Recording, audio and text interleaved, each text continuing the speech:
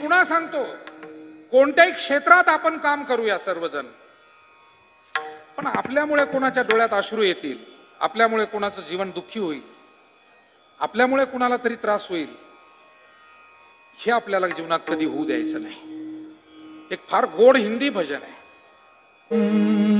भला किसी का कर न सके तो बुरा किसी का मत करना,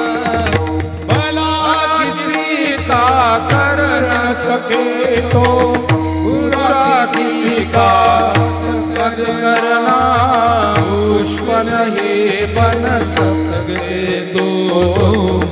आड़े बन कर रहना, आड़े बन कर रहना, किसी का न सके तो बुरा किसी का मत करना, पुष्प नहीं बन सकते